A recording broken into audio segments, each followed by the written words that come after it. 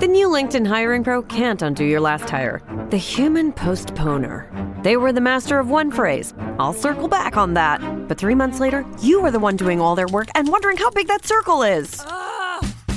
But LinkedIn Hiring Pro can take the hiring load off your plate by automating the hiring busy work from the initial job post to scheduling interviews. Hire right the first time with LinkedIn Hiring Pro. Post a free job today at linkedin.com/quality. The new Red Bull Dragonberry Energizer is now at McDonald's. Made with freeze-dried dragon fruit. And made to lock in. The all-new Energizer, now at McDonald's. Hello everyone, welcome back to another episode of Teach, Sleep, Repeat. My name is Dylan. And my name's Hayden. And well done if you are still here in the summer holidays listening to us talk nonsense. Well, actually, to be fair, today we're going back to answering some questions. We had a bit of a catch-up. With our nonsense answers. But, no doubt a nice hybrid approach is on the way. So thank you for submitting your questions. As always, you can leave us a review for this podcast. I know you've not listened to this one yet, but if you're a returning listener, why not? And if you're not, hedge your bets. Put a 5 in. It'll probably be a 5-star podcast anyway. Exactly, right? Let's read your questions. Hayden, yeah, would you like to read it or me? Oh, look at this paragraph. How about you read that one? Okay, cool, no problem. Hey guys, love the podcast theme. Okay. Always gets you on. It works. We said it. Works. We said it. Thank you so much. As someone who has just completed their PGCE and QTS at Middlesex Uni, I wondered what you guys thought about the use of summative assessments in education.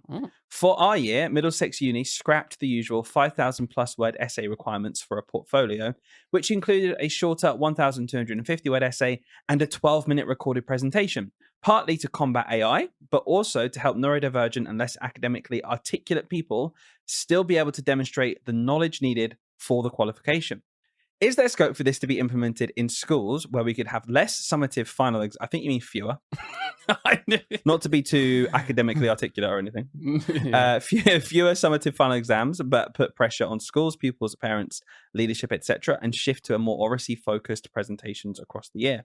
Partly to combat AI, like I said earlier, but also to increase accessibility for those students with neurodivergent brains who struggle with the final exams, but can perform perfectly well in the classroom and less time-sensitive assessments. Firstly, I am glad you read that, because that was a tricky old question to read. It's good, though. You did a good job. Well done. It's a fantastic question. It's a really good question. And straight away, my brain went to very different question if you're asking it directly to primary or directly to secondary, I think. Yeah, it's particularly the AI bit there, like the idea of like going to more oracy-focused presentations, like to combat AI. Well, that's just not a problem in primary, obviously. Right. Because they're not using AIs to do no that coursework. They're not really doing coursework. They're not doing essays, that sort of stuff. So then obviously I was thinking, okay, they're clearly thinking more of secondary in that case. And then my brain went to, do you know what?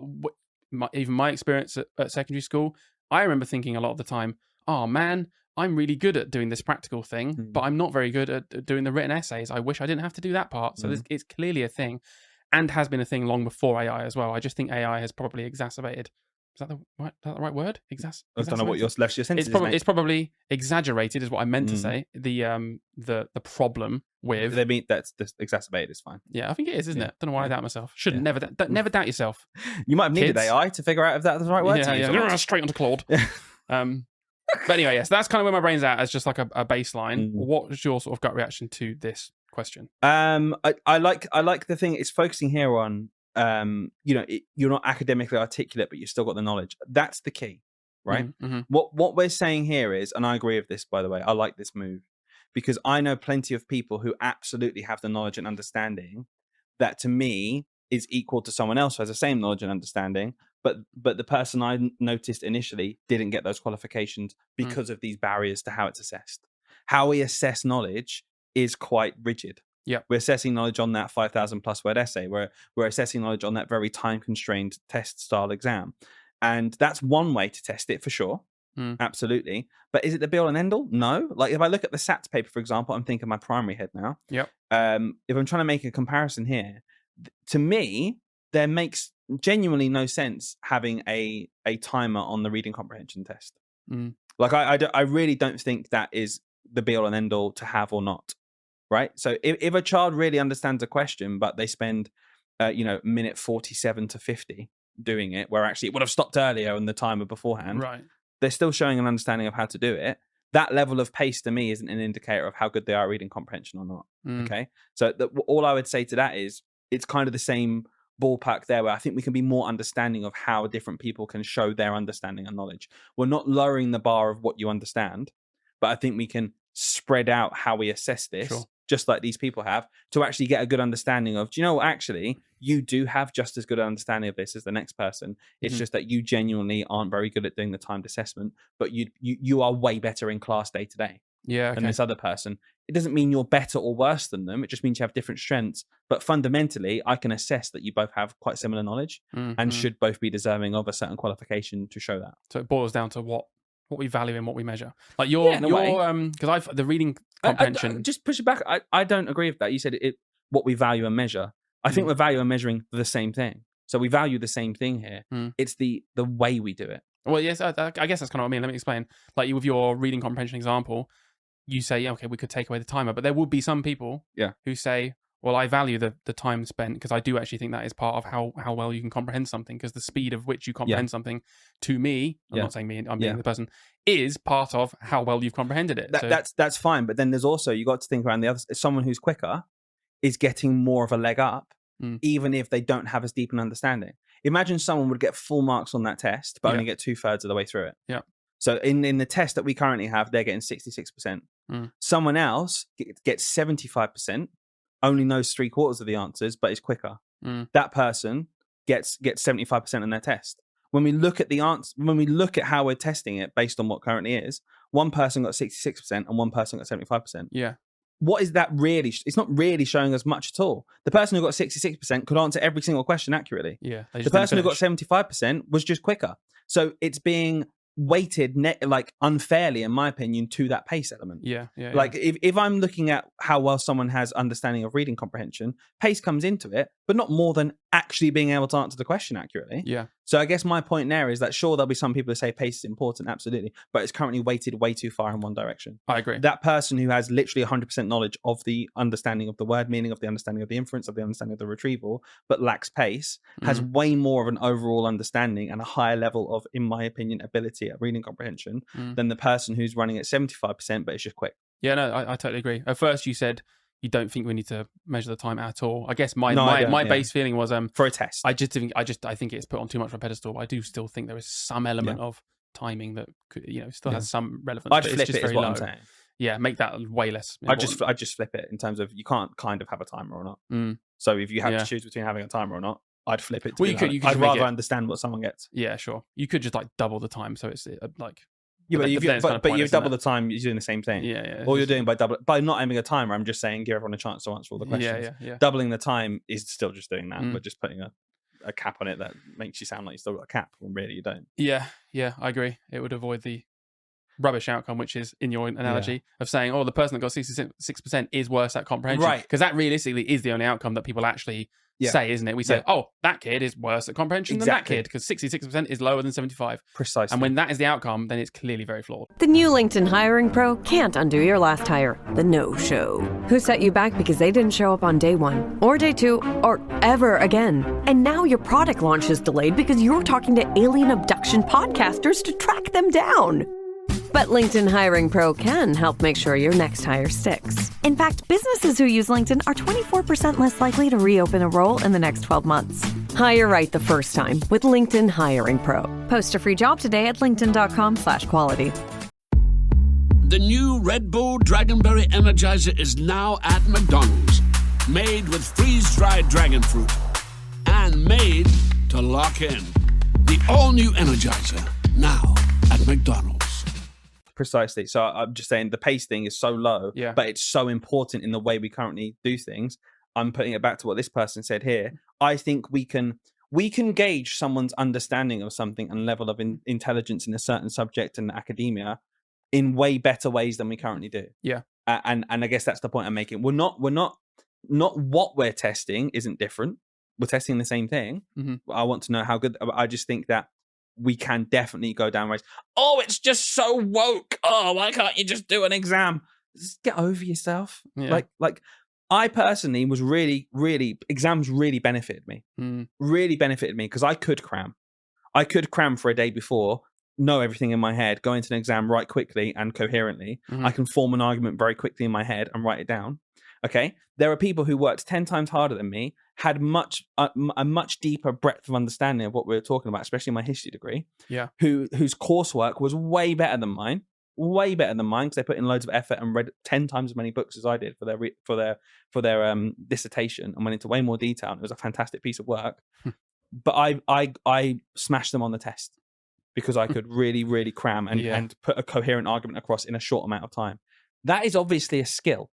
That is genuinely a skill at that level of university level, of almost like a debating skill. Like on the fly, can you research a subject and be able to confidently articulate what you're talking about and argue against something, right? But realistically, that, to me, the coursework level of writing was much more of an indication of so much more important stuff of the understanding and the level that we're at. Yeah. And those people, you know, if I got 50% of my coursework and they got 70% in their coursework, and I got 70% on the test and they got 50% on the test, by just plain old numbers split down the middle, that's equal. Yeah. But I don't think, even though I benefited from it, I don't think that is actually a good weighting or understanding of how good feel like it was equal. I think the person who got those scores the opposite to me, the inversion of what I got, was I can think of examples of literal people who were way more had a way more in-depth understanding of history and were just better than me. Yeah. But I came out of a 2-1, they came out of a 2-1. Yeah. So that's what I'm saying. What I find interesting though is that now that a lot of the concerns are the fact that in that coursework model where AI didn't exist for us, people are now really fudging the coursework stuff. Exactly. That's the point. Like, so that's like, and that makes even more sense to kind of move away from that. And like we're talking about neurodivergencies here. Yeah. Neurodivergency it affects people in different ways, right? There'll be some people who, for coursework, they just can't have those prolonged concentration periods where they've got to deep dive into something and really get into the underground nuance of it. But they can, like I did with the exams, I can kind of get an understanding of something really quickly and articulate it, right? There'll be other people where for that coursework, the test style stuff, they just crumble under the pressure of the test, not for their own fault, just because they have certain needs and ways of measuring them isn't suitable for that individual. Yeah. It's just about, at the end of the day, we need to understand someone's level of understanding of something. There's not just one way to do that. Yeah. There has been one or two ways of doing it for the last 60 years. That's ingrained in that's how we measure it. But it's not true. I know someone incredibly intelligent, one of my friend's brothers. I play snooker with him quite a lot. He's dyslexic, and he really struggled with the traditional ways of measuring ability at school and didn't do that well in his tests over time.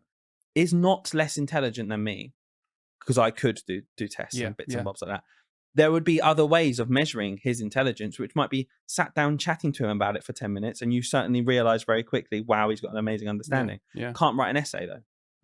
That it's just not in his set of skills that he can do. It doesn't mean he doesn't have that understanding, but because we've built a system around that's how we measure it. Yeah. I guess that's what I'm trying to come all the way around now to everything I've been saying is, I don't think we need to waver on what we're measuring. I don't think we need to waver on our standards of where someone needs to be. And someone can still be lower or higher than where they should be. But if we're only going down one or two routes of actually measuring that, when that goes well against the strengths of the person being able to articulate it, then that's just a nonsense, and we should find other ways of finding out. We might go for another route of finding out, and actually it turns out doesn't really meet the required standards of that first class degree. Then they don't get it. That's fine, that's fair. But it's not fair if we're already hamstringing them in a way where they can't even show off what they can do. Yeah, definitely. In a world where we consider accessibility options better than we've ever have before, it does make sense to at least have a dialogue about that. I suppose the last thing I'll say about this is, and this could be complete nonsense, we could get your head on it, is there a potential reality here where everyone goes, yeah, actually, let's do this now, let's move to this oracy style because AI has been a bit of a problem and we want to make it more accessible for those students with neurodivergent brains or people who are less academically articulate, all that stuff. But then the people who were doing extremely well in the written format because that's the way they work really well, and the idea of doing some sort of oracy exam is absolutely terrifying and horrendous to them, and they would get significantly lower marks because if they are allowed to just go away and spend 5 weeks thinking about and articulating their thoughts in written, in a written way, is it then just like, are we just doing the same thing but the other way, or is it still a net gain because it's way fewer people in this way, or should it just be open to both? Like, I don't know, basically, is my thought. I completely agree. If we go down that route of the system we've had has been bad for this proportion of people, so we need to change it for this proportion of people. If the new system therefore goes against the other lot of people, it's just stupid, in my opinion. So what it should be opening it up to, if we agree with everything we just said, right? Every single argument for opening up more for that group of people who've previously not been able to be assessed properly, every single argument stands, therefore, to not get rid of the other ways. We need multiple ways of assessing where someone is. Yeah. And if we go down the route of, therefore, we just get rid of that completely and now it's just oracy skills or how you are in lesson.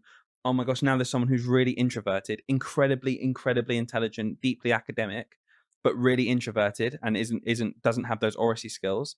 They're now going to be set back in the same way it was flipped earlier. Yeah, that's what I'm saying. So that I completely agree with you. It has to be, in my opinion, it's not easy to do. I'm not saying it's a simple thing here. Yeah. But if we're going to open up and change stuff, I just think we have to be mindful of not just falling into the trap of what we said was wrong 3 months ago is now right for those people, but wrong for someone else. Yeah, exactly. Yeah. I think that in general, whenever we talk about stuff, when we're trying to fix things, I don't like the idea of fixing things equals making it bad for someone else. That's not fixing it, is it?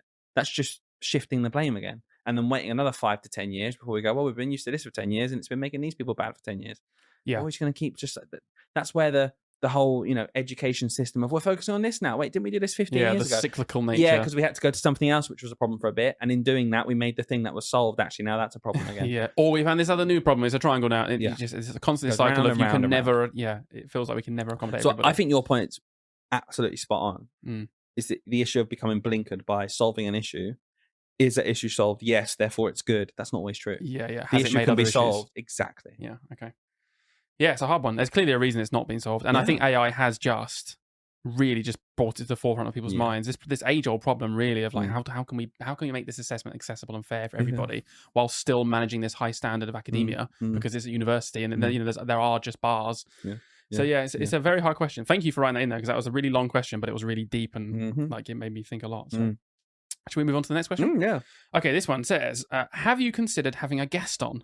Maybe someone like Bridget Phillipson would be a great person to talk to. I see, you're joking. You had me at the first bit. But in all seriousness... Sorry, did you know? We interviewed Bridget Phillipson. We can't say the education secretary anymore. We can't. No. We can't. Which is unfortunate. And we are still waiting for Lucy Powell to jump into our inbox. Yeah. But until then... episode 200. Check it out. But in all seriousness, let's say Reform reached out and said they'd like to talk about education with you to expand their message. Would you consider it? Yeah. To expand their message. That's what's leading. Why does anyone reach out? Why did Bridget Phillipson come onto our podcast? Yeah, of course. Okay, you can't just pretend it's because it's fair enough, benevolence. Fair enough. So you'd consider it, yeah? I wouldn't even. I'd be like, yeah, sure. Yeah. I mean, this is the party who are topping the national polls, who have a very realistic chance of being the next party in government. Yeah. I'd have the shadow education secretary on from the Conservative Party. Any of these big political parties who have this message of education. It doesn't mean I think that I agree with them. It doesn't mean, you're platforming their views. Yeah, so you can hear them and then decide if you actually think that's a good idea or not. Yeah. Whether I think that's a good idea or not is kind of irrelevant to what we're doing here, which would be just opening up. I really struggle with the whole, don't even talk about it. It's like, what, so people are ignorant to it? So that when they do come in, you have no idea what their actual plans are to do. And then you think, oh crap, I wish I knew this.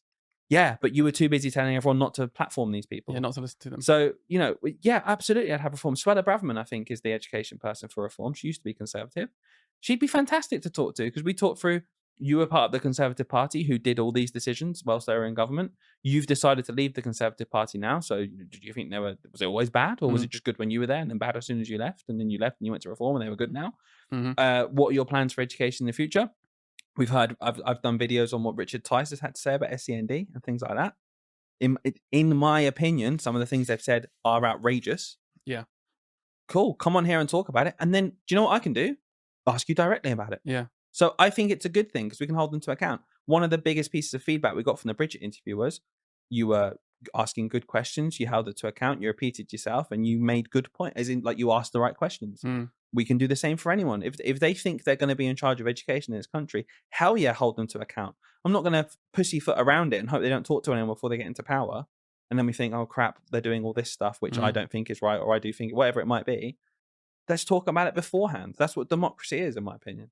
So yeah, is the long answer, a short answer to that long answer I just had. Long answer. What about you? You feel like you're less sure? No. The only thing I was going to ask was, why do you think this question was asked then? Because if it's so clearly obvious, of course I do that. Because why do you think people? So because they've said Reform. Let's be clear, because Reform have said stuff in the past about discrediting SEND. They've literally in the last week or so said they're going to get rid of PIP completely. Yeah. The benefit for disabilities and stuff, and they've said if you've got certain maybe neurodivergencies like ADHD or autism, you're not going to get any support whatsoever. You can just go to work. Of course you can, right?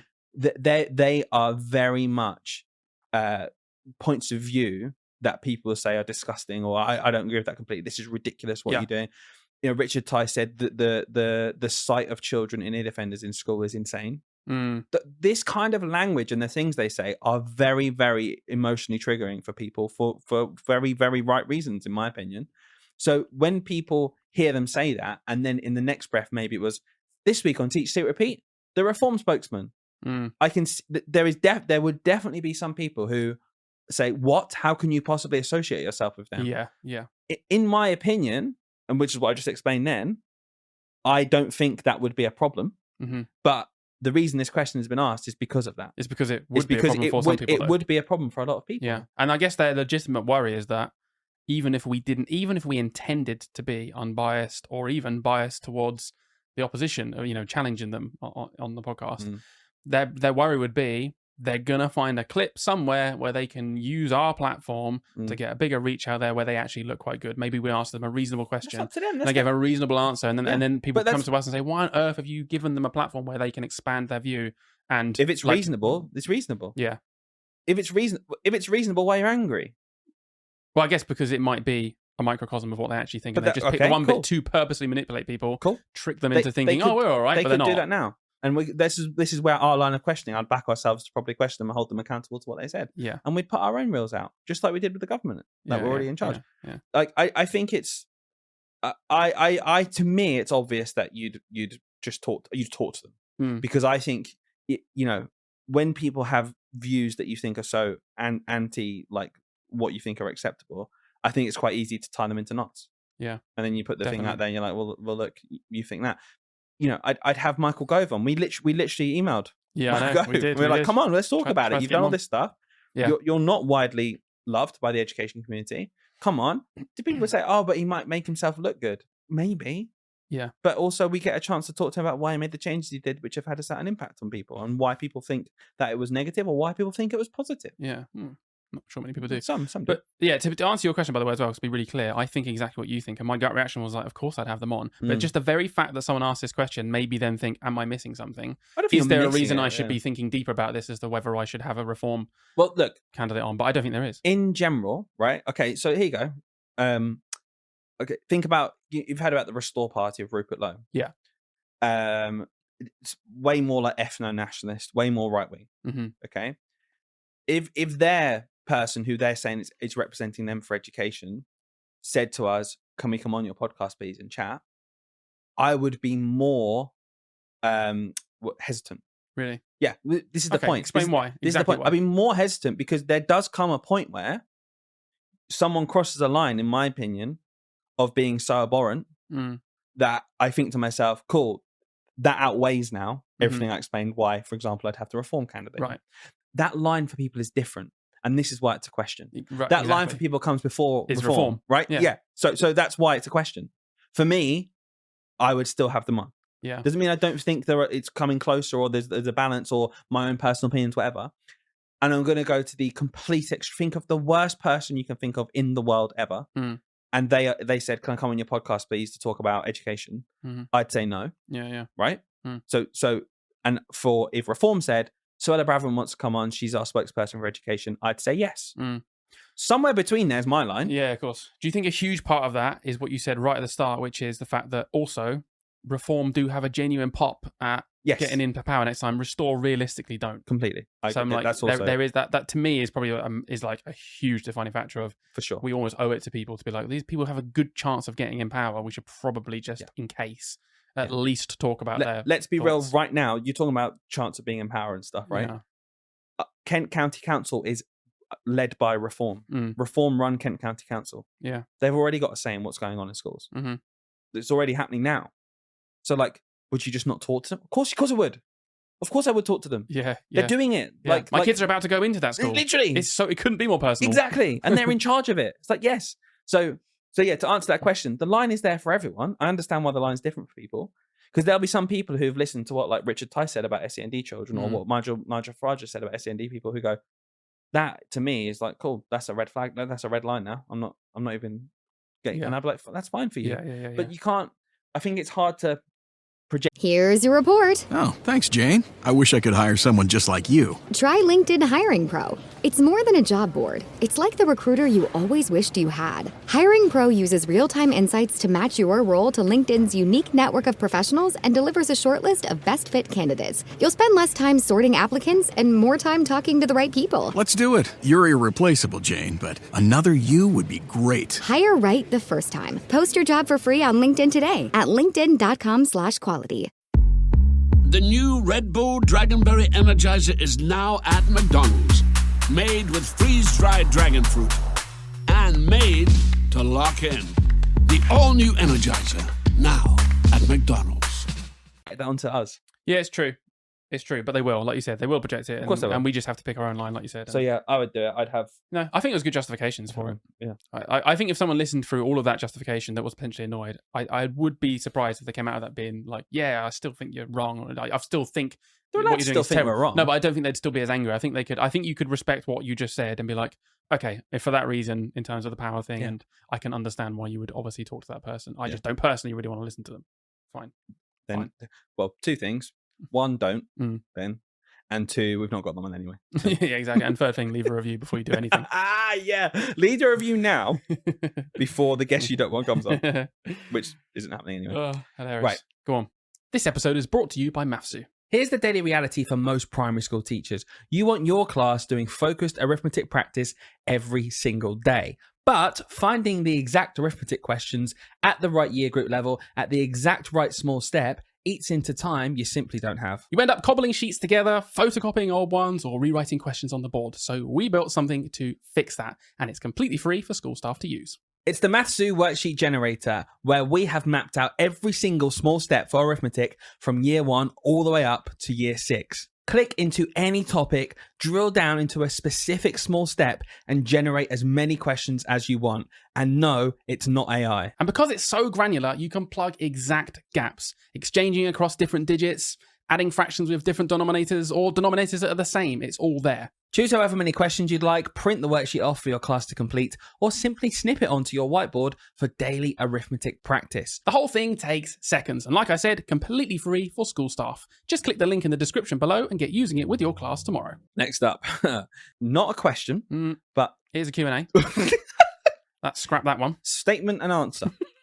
After weeks of rehearsals, planning, and working closely with the deputy head, I was informed only a few hours before opening night of the Year 6 production that children could not stand on benches during the performance by the head teacher because of health and safety concerns. The same benches we use for bench ball, the long brown standard benches that primary schools have. Children aren't allowed to stand on them in case they fall off. 11-year-old children, maybe 5 to 6 of them standing in a long line on the bench while they're singing the numbers from the production. Nope, not allowed. Okay, I mean, it's funny, isn't it? It's funny because I feel bad for you, particularly because it was right before the time. But you've obviously been rehearsing it for weeks. If you're a head teacher in that situation, you've got to take it on the chin a little bit in terms of at least take some responsibility for not telling your staff this massive deal breaker before the moment. Like, come on. The head's taking responsibility, but still can't do it. It's still like ridiculous. It's kind of, maybe it is a legit health and safety thing. I don't know. I don't have the health and safety rules, but it does sound a bit absurd because they do. Okay, I'll put them in PE kits and tell you it's a PE lesson. We're doing a production in PE tonight at 5 p.m. Like, they obviously stand on benches. Or maybe the point is they shouldn't be doing that. Oh, that's just wrong, isn't it? I know, right? That's what the benches are for. Yeah. Also, for God's sake, so what if they fall off the bench? Like, so what? Oh, no, they might fall off the bench. It's 1 foot high. And they're kids. Yeah. Let them fall off the bench. Yeah. Not purposefully. I'm not saying let's rugby tackle each other on the bench and fall off. They're standing still and they're singing. standing still, and if they slip and fall off the bench, they'll get on with their life. Oh, but they sprained their ankle. I sprained my ankle when I was a kid. like there is a level where I'm like, we don't have to want children to hurt themselves, but we don't have to ban them standing on a fucking bench. Like, come on, where's the line? That's not me saying I want to hurt you. It's just me saying, if the unlikely event happens that you do slip off this bench, 95% of the time, you're going to be fine. Yeah. So you'll slip off the bench 2% of the time. And of that 2%, 95% of the time, you'll slip and be okay. Yeah. It's a minuscule amount. It's just not going to happen. No. Oh, it's so funny. It's just the idea of that. Do you think that kind of thing, did you notice over your career the whole health and safety thing growing at all? Because it's like it's a meme that like health and safety's got worse and worse. But like I didn't really notice it that much. I didn't. School. I think it's localized. Do you reckon? I think people are just people. It's just people. Yeah. People get more antsy about certain things. I reckon this head has just convinced himself, for whatever reason, that or we shouldn't take this risk. We're always doing risk assessments, aren't we? Risk. Everything. Okay. Yeah. Everything is a risk at the end of the day. Whether it's 0.00001% to 99%, everything has a risk of some sort. Of course, and that's fine. And we do risk assessments for schools. Yeah. And some things we say, oh yeah, this could happen.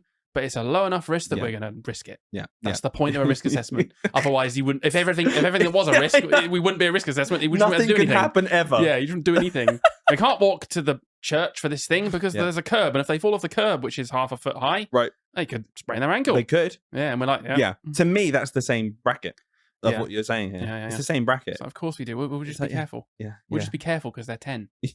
We'll just be careful. All right. We have to take some risks at some point. And standing on a bench during a production is all right. It's just that sentence. Yeah. We have to take some risks sometimes and let 5 kids stand on a bench. Yeah. Excuse me, head teacher. Are you obviously have a problem with that? Are you all right with the kids that are running and jumping and dancing on the stage, which is 3 foot high, or not? I'm just checking because that's the bench. They're standing still on the bench over there, and that's a problem. Nah, that's fine. The stage was built for that, mate. Yeah. What if they dance and fall off? It's part of the performance, isn't it? No, listen, we're gonna have to cancel the performance. Everyone on the playground now to the jungle gym we've got built out there. What? Hold on a minute.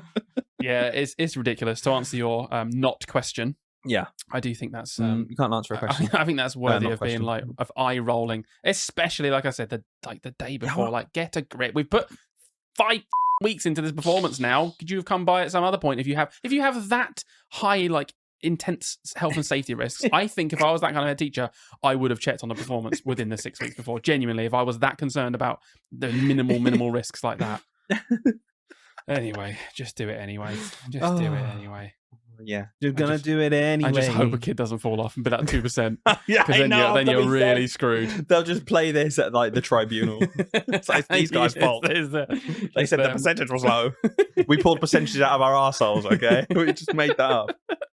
Please, this is not legally binding advice. You see something like this is not financial advice. Disclaimers. Yeah, we'll put an asterisk under the description. Right, another question. Hopefully, this one is a question. I'm going to be starting my first ECT year in September. I love the school I'm going to be working at, but I'm the only male member of staff there. Any advice on stuff such as how to not let this become isolating or be labelled as the stereotypical, oh, he's the male member of staff, he can deal with behaviours, for example? Yeah. What do you think on that one? Yeah, I mean, like, jokes aside, that's the thing. Yeah. Like, of course it is. Like, all you've got to do is think if it was the other way around, like, it would be more of a thing, in my opinion, if anything. Yeah. So I got it loads. It was, let that big, muscular, handsome man do all of the big manly things. Was that before you joined? And it was someone else? Yeah, it was actually. I heard someone else saying about the other man that I replaced. No, it was before, and they say, I wish. Yeah. And then they all wept when they saw me for real. Yeah, for sure. But, jokes aside. It's true. I've definitely, felt that before. Tips on not to let it become isolating. Honestly, this is going to sound so condescending, what I'm about to say, and it doesn't mean to be at all, because sometimes advice is simple, right? Don't go in thinking, I'm this tribe, you're that tribe, I'm male, you're female, how can I possibly talk to you? Just talk to them. They're just people. Like with every experience ever, just higher. You've kind of, if you've got this attitude before you even go in, there's a risk that you're going to create this yourself. Yeah. By thinking, how do I get over this barrier? It's not a barrier most of the time. I think about when I started in school. Obviously, genuinely, it was incredibly helpful. Like, that you were another male member of staff my age, right? Yeah. That was genuinely helpful because whether you like it or not, we were obviously drawn to each other and had already romantically you hadn't shaved your hair off yet, and I thought, oh, mama. But that did help. But equally, my placement teacher was a female who I went to a wedding with last week was still I've mates. become a long-term friend. Like everyone who works there was really nice, and we got on and we chatted. Yeah, it's not my fault everyone fancied me. like that's just not an issue. I didn't make it a thing. And who got you, baby? It's fine. You, baby. Hayden's playing the long game. God. Some people really do think we're together. I know, it's funny. As a quick side note, it is genuinely like just funny and harmless. It doesn't matter. Yeah, of course. But so often we'll be out, especially because we have children that are the same age, and we often say our kids because we spend so much time together. We really are just like a family, like really, and we quite often just refer to them as our kids because they just are.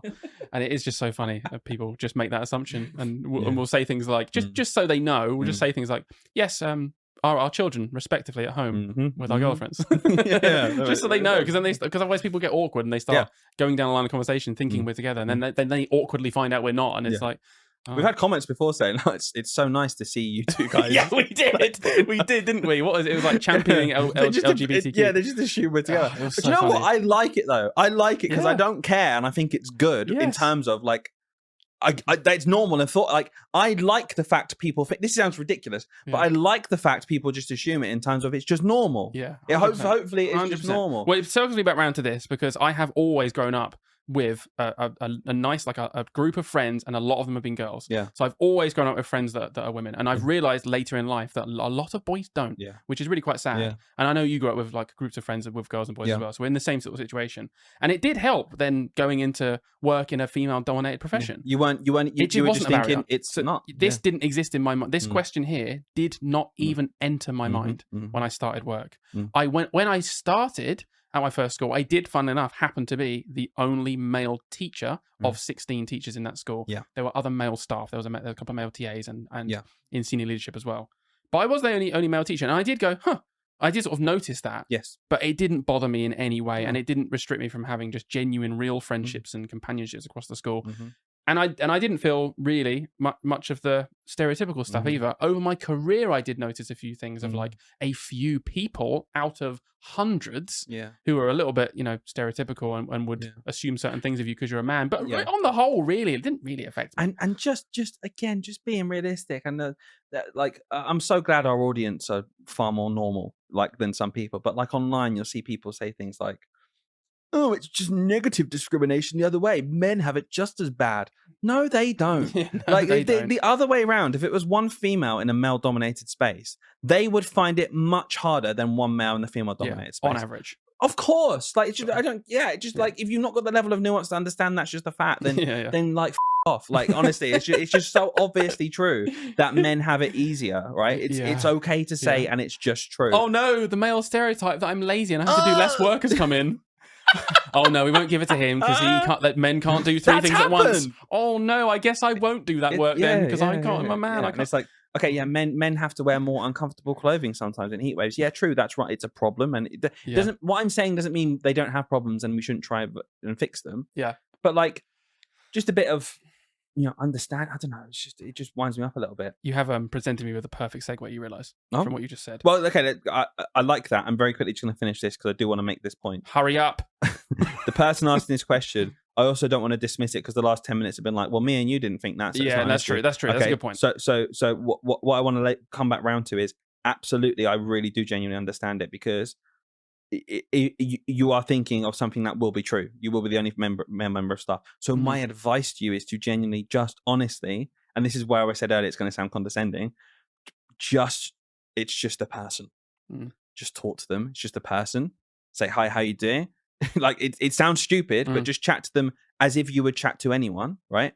And dive into the socials that they have with each other. They're probably nice people. In school, mostly the people are really nice. Just throw yourself in as if they're just other people who you work with. You already have that in common with them. Yeah. You're already in the same boat in terms of you're doing a really tricky job together. You're going to need support from them as an ECT as well, starting off. Just dive into it because it's a really supportive system a lot of the time. And if you're around those people, you just become mates with them. Definitely. Of the 15 other teachers that I started with, all female. Which one did you hate the most? Yeah, I'll name them. But genuinely, of those 15 people, Fran.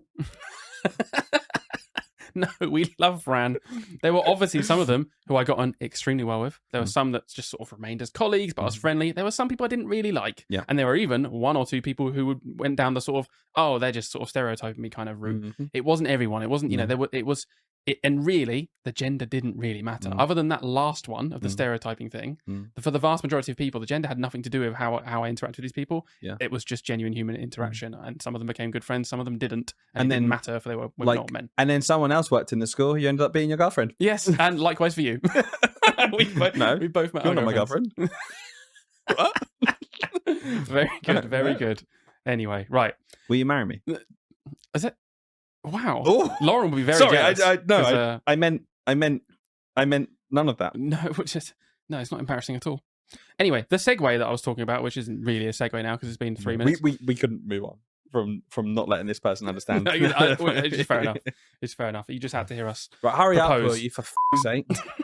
So this next question says, I wonder if you can remember the segue, by the way, because it's been so long. I'm starting my teacher training this year. Something to do with Fran?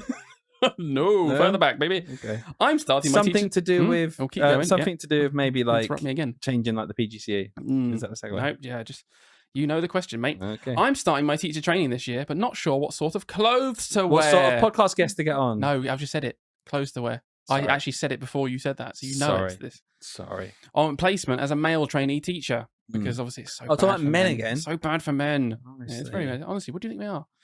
Did your Pieces of meat. Hot, sweaty meat because we can't wear skirts in school? Is that what it is? We can. We can't wear sandals. We can actually. Yeah, we can. You wear what we want. Thank yeah. you. Did your schools have uniform policies for teachers? What was included and what sort of outfits did you wear? Well, you could always pull a Hayden and buy 2 outfits and wear them repeatedly, even though you're in school for more 2 days a week. Let's just circle back to this. Off. Because we're circling back to this because I do think it is absolutely mental. Maybe because I'm a sweaty man, right? Yeah.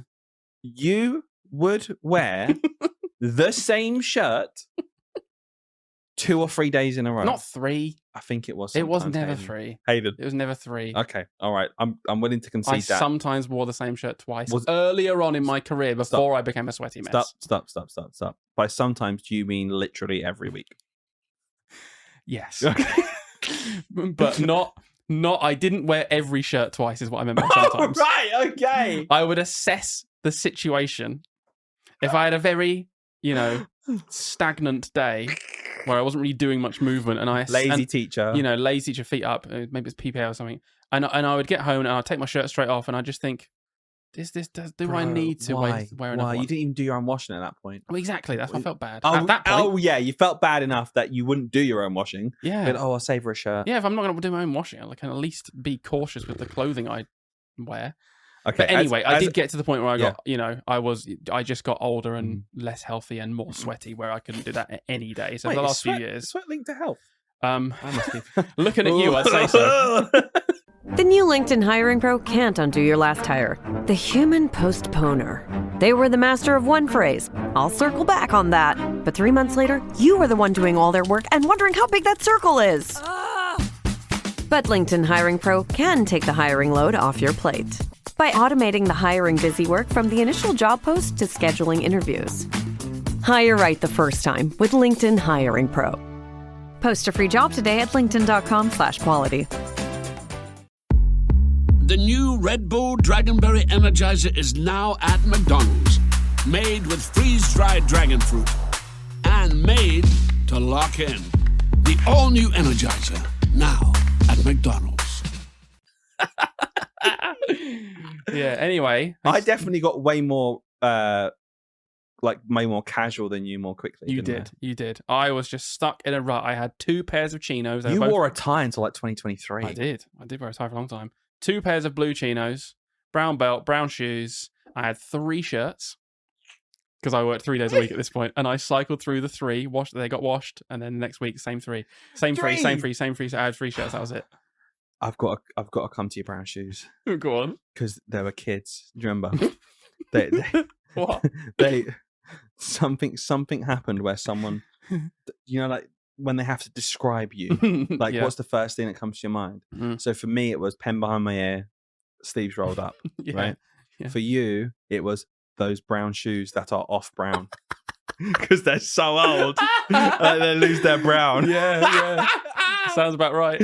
And the blue chinos. Yeah. Because you and our head teacher had very similar chinos and shoes. We did, yeah. And it was that thing. It was like, I think I also coined as pink shirt man once because one of my 3 shirts was pink. So obviously every single week that some kids are seeing this pink shirt. So one in 3 is pink, yet you wear it every single Yeah, I wear it 2 days a week. It's so strange. Wear it on Wednesday.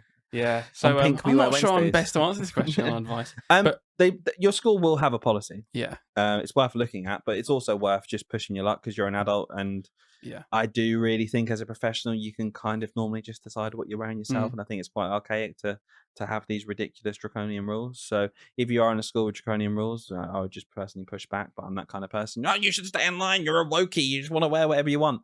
I'm just a professional. Just let me wear what I choose to wear because it doesn't really matter. Yeah, it doesn't really matter. Let me choose that line rather than your arbitrary line. Yeah. Oh, you might just turn up in jogging bottoms and just look like a scruff. Okay, firstly, I won't. Yeah. Right. But secondly, if I did turn up in jogging bottoms for whatever reason, they'll probably just ask me. Probably a reason behind it. Yeah. Like, come on. Like, we can have standards for sure, but I don't think draconian policies are clever, are intelligent or nice or a good use of time. Have a generic, like, just say casual. Don't say casual. Smart casual. Yeah, that's and it. Give some examples. Easy. Don't say you have to wear this. Yeah. So I ended up wearing a little like quarter zip like jumper thing and some chinos and some shoes. Yeah. Like it's just simple. It was weird because after you started wearing that's when they brought in the policy about uniform and you weren't allowed to wear it anymore. They said that's disgusting. Never happened. No, it didn't. Of course it didn't. It was never a problem, and no one said anything ever. And even it got to the point where underneath my quarter zip jacket, I was like, oh, it's quite annoying wearing a shirt, like a proper collared shirt. Yeah. So I just started wearing a t-shirt underneath. Yeah, because you can't see it because it's under a f***ing jumper. Who cares? Like, why do you care so much? I need to make sure you're wearing a shirt where I can't see it. Yeah. Why? Why do you need to know that? Mental, isn't it? And do you know what was great? No one cared. No, and if they did care, they didn't approach me about it. So I won either way. Yeah. And then I'd walk past someone who's wearing open toe sandals, jeggings, and I'm again, wear what you want, right? Yeah. Completely wear what you want. But like, it was like a bit of a double standard there. If someone cared what I wore. Luckily, I worked in a place where no one cared. Yeah, no one cared, and we probably could have just worn the same thing. But there are plenty of schools where a lot of people will say, oh, the policy doesn't seem too unified between men and women because women seem to be able to wear these much more relaxing black clothing. And if I wore the male equivalent of that, I would get told off. So like in those situations, like a mankini, which I think is I think might get arrested, actually. Completely inappropriate, actually. So don't do that. No. No, this is not financial advice. Another asterisk in the episode description. So check out your policy. Called a joke. Whoa, can't have too many of them. Yeah. Check out your policy, and if you think it's draconian, then challenge them about it, and also just wear what you want to challenge them about it, and maybe do a parent survey on how many of them care, and then take it to your head and be really arsey. Be that guy. That's what we'd do. Why not? We're going to stoke them. This is some holidays, Yeah. If you're listening to this, you're a proper fan. Yeah. So we can say, just rile them up. Just go for it. Give a shit. Give a crap. Oh, man. All right. Thanks, guys, for listening. If you've got this far, you're an absolute legend. Please do review us. We're going to be back next week with our first one of the brand new school year. But I'm in Scotland and I've already gone back. Yeah, just use your brain to work out what I mean, for sake. Everything made online should just be for me personally, and I can't possibly apply any kind of nuance to it. See you next time. Well, we'll get good reviews from that. Cheers, Dill. The right window treatments change everything. Your sleep, your privacy, the way every room looks and feels. At Blinds.com, we've spent 30 years making it surprisingly simple to get exactly what your home needs. We've covered over 25 million windows and have 50,000 five-star reviews to prove we deliver. Whether you DIY it or want a pro to handle everything from measure to install, we have you covered. Real design professionals, free samples, zero pressure. Save up to 40% when you buy 2 or more. Rules and restrictions apply. I'm not giving up. I am selling the building. The final season of FX's The Bear. The restaurant is flooded. Everything's either going to be okay. No, stop. Or not. We are outgunned and we are outmanned, but we have each other. FX's The Bear, the final season. All episodes now streaming on Disney+. See ya.